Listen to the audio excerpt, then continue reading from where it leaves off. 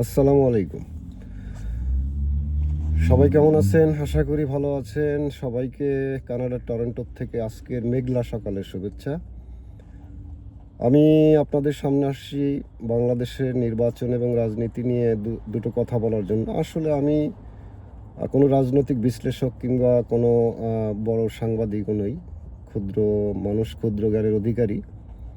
তো আমি যারা বিশ্লেষক এবং বড় বড় সাংবাদিক, বিশেষ করে আমি ইলিয়াস কনক ছাড়োয়ার, তারপরে পিনাকিদা, এরকম আরও যারা মোটামুটি নির্ভরযোগ্য তথ্য উপাত্ত সহকারে কথাবার্তা বলেন, আমি তাদের কথাগুলো বা রাজনৈতিক বিশ্লেষণ বা আগামী নির্বাচন সম্পর্কে যে কথাবার্তা, সেগুলো আমি মনোযোগ সহকারে শোনার চেষ্টা করি।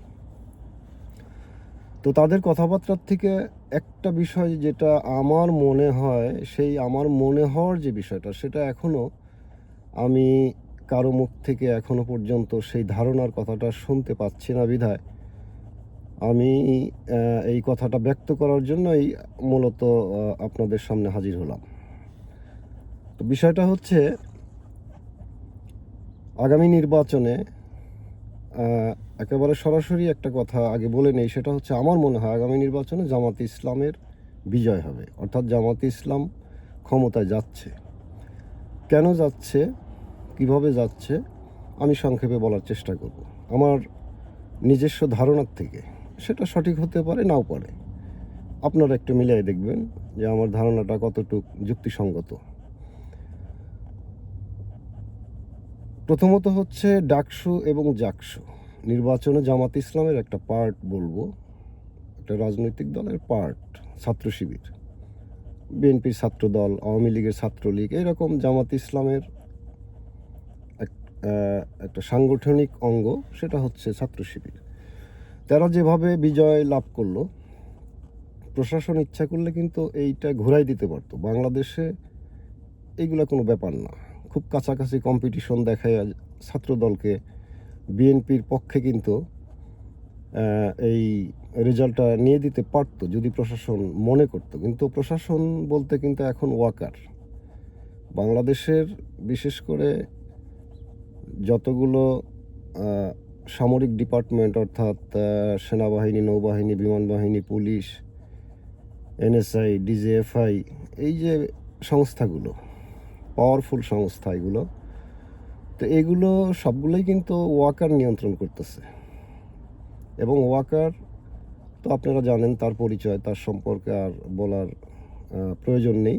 সে কোন দলের, কোন মতের, এটা হয়তো নতুন করে আপনাদেরকে বলার কোনো প্রয়োজন নেই। তো যাই হোক, ওয়াকার ইচ্ছে করলেই, এবং বিএনপি যেহেতু বড় দল, এই রেজাল্টটা কিন্তু ছাত্র দলের পক্ষে, অর্থাৎ বিএনপির পক্ষে রেজাল্টটা কিন্তু নিয়ে দিতে পারত, কিন্তু নেয়নি। কেন জানেন? কারণ জামাতে ইসলামকে ক্ষমতায় আনবে, এটা ভারতের ঠান্ডা মাথার একটা রাজনীতি। ওয়াকার সেই নির্দেশনা অনুযায়ী সে খুবই কৌশলের সাথে সামনে এগুচ্ছে। প্রত্যেকটা ইউনিভার্সিটিতেই আগামীতে দেখবেন জামাত ইসলাম অর্থাৎ ছাত্র শিবিরই জয়লাভ করবে। এমনিতেই করবে, কারণ বর্তমানে বিএনপি বা ছাত্রদল, যুবদল, যাই বলি, এদের যে অ্যাক্টিভিটিস জনগণ বা ছাত্রীরা এটা ভালোভাবে নিচ্ছে না। তারপরেও এটাকে প্রশাসন ইচ্ছা করলে এটাকে এদিক সেদিক করে দিতে পারে বা পারত, কিন্তু সেটা করবে না। এই কারণেই জামাত ইসলামকে ক্ষমতায় আনতে হবে। এটা ভারতের চাল। আওয়ামী লীগকে এস্টাবলিশড করার জন্য, পরবর্তীতে আওয়ামী লীগকে আবার ক্ষমতায় আনার জন্য এটা একটা কূটকৌশল। কিভাবে? সেটা হচ্ছে জামাতে ইসলাম এখন আওয়ামী লীগের যে ভোটগুলা, এই ভোটগুলা বাদ দিয়ে যে ভোটগুলো আছে, সেগুলা কিন্তু জামাতে ইসলাম এবং বিএনপি তো অনেক বড় দল, যতই ধস নামুক তারপরেও যথেষ্ট ভোট বিএনপি পাবে। অনেকে আছে এগুলো এত এত কিছু বোঝে না, তারা আবেগপ্রবণ। এই ভোটারগুলা, তারা অত অত হিসাব নিকাশ করবে না। তারা বিগত দিনেও ধানের শীষে সিল দিছে, সে চিন্তা করবে যতদিন বাঁচা আছি এখানেই দেব। এইরকম কিছু জনগণ আছে বেশ বড় একটা অংশ তারা ধানের শীষে ভোট দেবে। সঙ্গত কারণে জামাতে ইসলাম এবং বিএনপির ভিতরে কিন্তু একটা কন্টেস্ট হবে আওয়ামী লীগের ভোট বাদ দিয়ে যে ভোটগুলো, সেই ভোটারদের ভিতরে। আর আওয়ামী লীগের ভোটগুলো এগুলো কৌশল হিসাবে, পরবর্তীতে আওয়ামী লীগ ক্ষমতায় আসার একটা কৌশল হিসাবে কিন্তু জামাত ইসলামকে ভোটটা দিয়ে দিবে। কারণ জামাত ইসলাম যখন ক্ষমতায় আসবে, তো বড়জোর এক থেকে 2 বছর পরেই বিএনপি আন্দোলন করবে। কারণ দেশ চালাইতে গেলে ভুল ত্রুটি তো হবেই।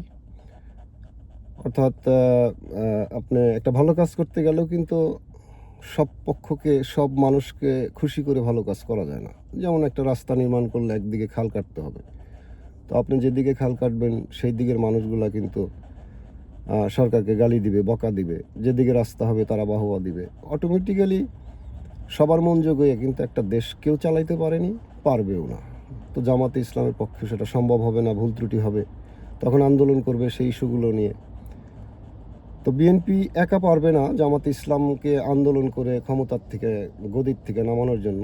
তখন আওয়ামী লীগের সহযোগিতা নেবে এবং যৌথভাবে, যেভাবে 90-তে যেভাবে এরশাদকে নামিয়েছিল বিএনপি আওয়ামী লীগ মিলে, তো সেইভাবে এরা দুইজন জোট করে জামাত ইসলামকে ক্ষমতার থেকে মানে টেনে হিসড়ে নামানোর জন্য উঠে পড়ে লাগবে।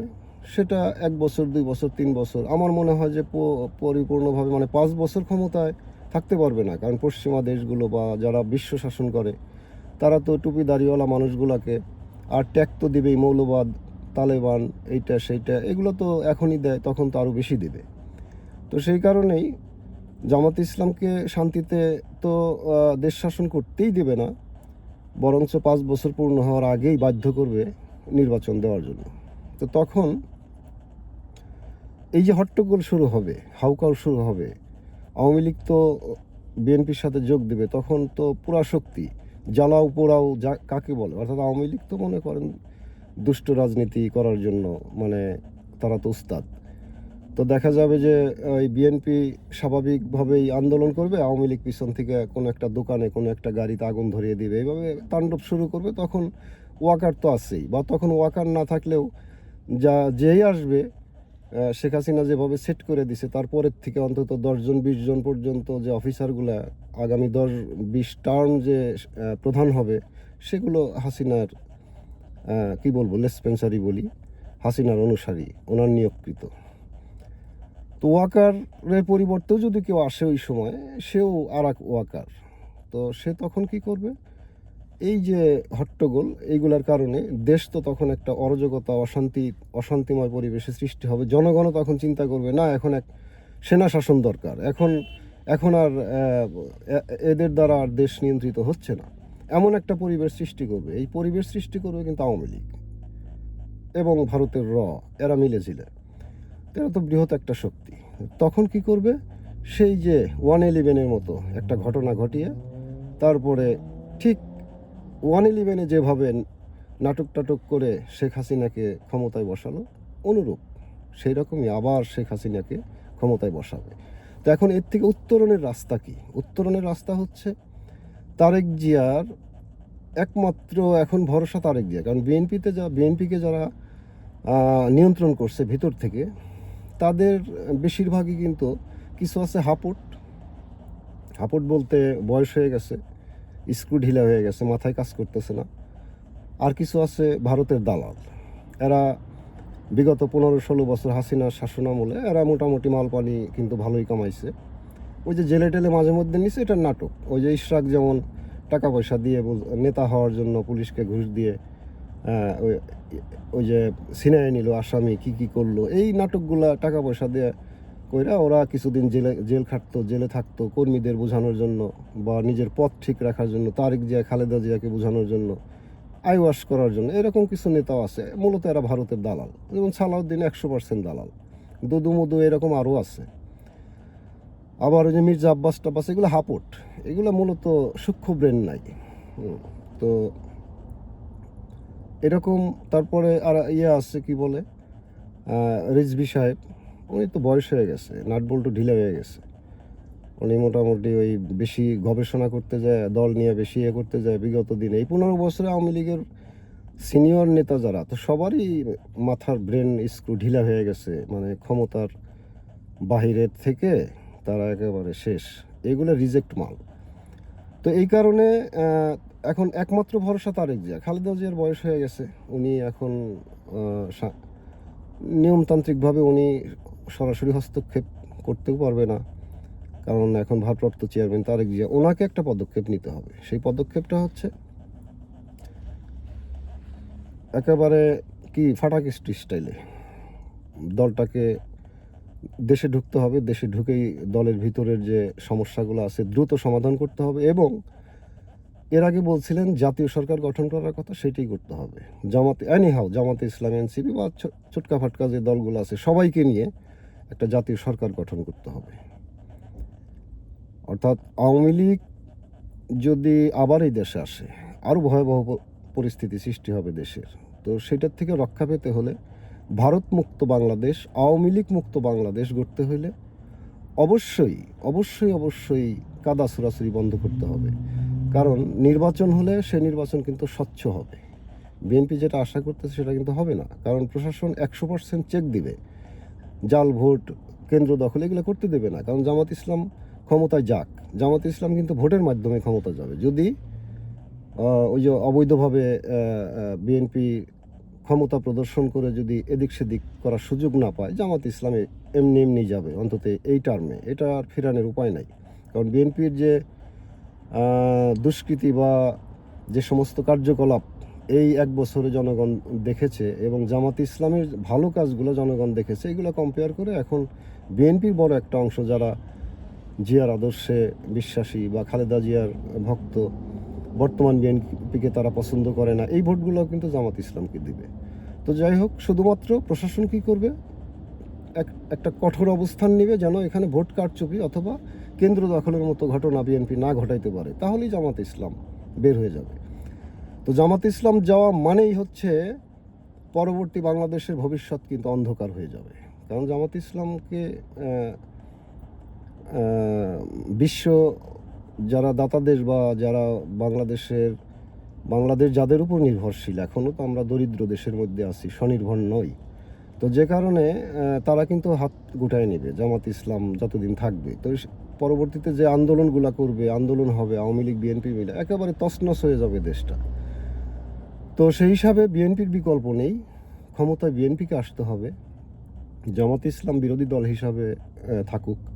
তো এইরকম একটা পর্যায়ে যদি একটা সরকার গঠন না হয়, বিএনপি যদি ক্ষমতা না নিতে পারে, এবং বিএনপি ক্ষমতা নিতে হবে কিভাবে, নিজেকে প্রমাণ করতে হবে দ্রুততার সাথে তারেক জিয়াকে এসে, যে না, আমরা 100% ভারত বিরোধী, 100% আওয়ামী বিরোধী, এদের আমাদের কাছে কোনো স্থান নেই। দেখেন, আমি ছোট্ট একটা উদাহরণ দিই। বিএনপির যে বর্তমানে যে পরিস্থিতি, ভিতরে যে পরিস্থিতি, তারেক জিয়া জানে কিনা আমি জানি না। আমার সাথে এক ভদ্রলোক থাকে, আপনারা পরিচয় দিলে চিনবেন। উনি হচ্ছে যে আপনার এই নাট্য অভিনেতা নায়ক, তারপর ওর ওয়াইফ নাদিয়া, নাট্যকার, মানে নাইমের বাবা আমার সাথে থাকে। উনি আওয়ামী লীগ থেকে উপজেলা নির্বাচন করছে নৌকা প্রতীক নিয়ে, ঢাকাতেই বাড়ি, সম্ভবত মির্জা আব্বাসের আশেপাশে ওনার বাড়ি। তো উনি এখানে চলে আসছে ওই হাসিনা ভাগার পরেই, মানে দেশ ছেড়ে পালায় চলে আসছে। উনি আর আমি এখন একসাথেই থাকি। তো মির্জা আব্বাস সাহেব ওনার বাসায় লোক পাঠাইছে, যে ওনার ডাক নাম হচ্ছে বাবু, ওয়াদুদুর রহমান বাবু। বাবু ভাই, বাবুরে ডাকো। বাবু তো নাই, বাবু কানাডা গেছে। কেন কানাডা গেল? মির্জা আব্বাস কিন্তু জানে যে আওয়ামী লীগের লোক, নৌকা মার্কায় যে সে উপজেলা নির্বাচন করছে। কেন কানাডা গেছে আমাকে না বলে? ওকে তাড়াতাড়ি আসতে বলো, ওকে কে কানাডা যেতে বলছে, আমার সাথে দেখা করতে বলো। তার মানে এই যে, অর্থাৎ আওয়ামী লীগ বিএনপির এই যে তাদের নীতিগত যে এটা এত নির্যাতন, এত, তার মানে কি, মির্জা আব্বাস কিন্তু আওয়ামী লীগের সময় তার যে ঢাকা ব্যাংক একেবারে দিব্যি, কোনো ধস নামে নাই কিন্তু ওই ব্যাংকের উপরে। ইসলামী ব্যাংকটা কিন্তু ধস নামায় দিছে, কারণ এটা জামাত ইসলামের দ্বারাই ছিল। তো সে কিন্তু সুযোগ সুবিধা আওয়ামী লীগের সময় ঠিকই নিছে আওয়ামী লীগের নেতাকর্মীদের কাছ থেকে, যে কারণে সে কখনোই আওয়ামী লীগকে, সে আওয়ামী লীগের কোনো সমস্যা হোক, আওয়ামী লীগের নেতাকর্মী, এটা কিন্তু মির্জা আব্বাস চাবে না। এরকম অনেক নেতা আছে। তো এদেরকে এদেরকে একটু ধমক টমক দিয়ে সাইজ করতে হবে, সেটা তারেক জিয়াই পারবে, তারেক জিয়ার দ্বারাই সম্ভব। অর্থাৎ শেখ হাসিনা যেভাবে আঙ্গুলের ইশারায় কোনো মন্ত্রী মিনিস্টারকে পাতে নেয় নাই, সে নিজের মতে দেশ চালাইছে, সেইভাবে স্টিক হইতে হবে তারেক জিয়াকে।